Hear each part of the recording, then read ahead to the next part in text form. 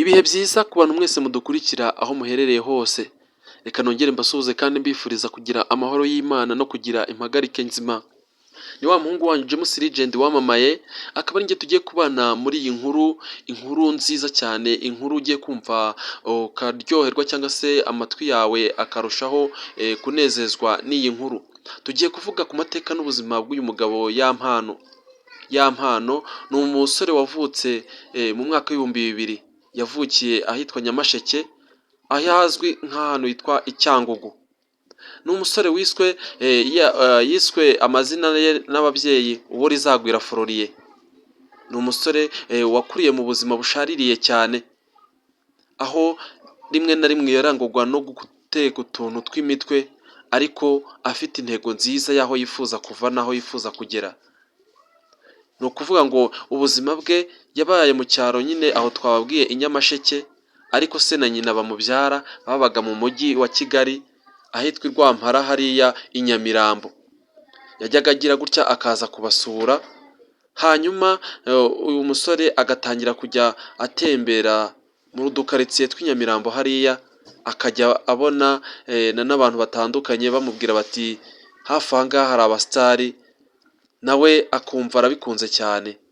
Samutayime akayagerageza agatembera, aho yaje kugera hariya kuri 40, abona ahantu handitseho Touch Record.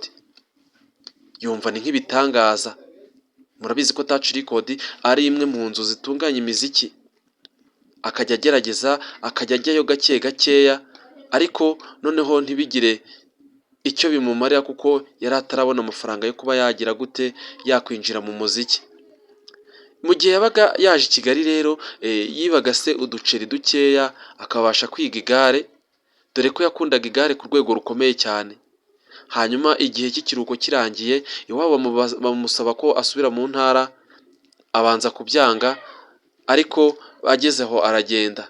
Agezeyo mu ntara n'ubundi bimwanga mu nda, akajya akomeza gukora utuntu tw'imiziki, aho yaje no gufata igihe yongera ashaka amafaranga makeya ageze ku 5,000, afata urugendo aza i Kigali.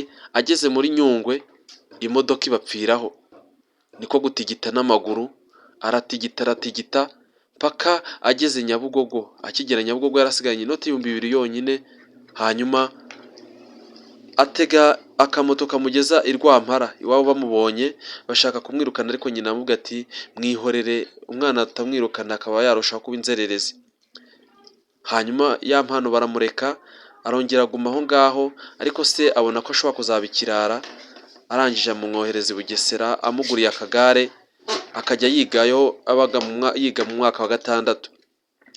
Amateka n'ubuzima bwa Yampano nakagaruka. Ndi James Legend, ciao ciao.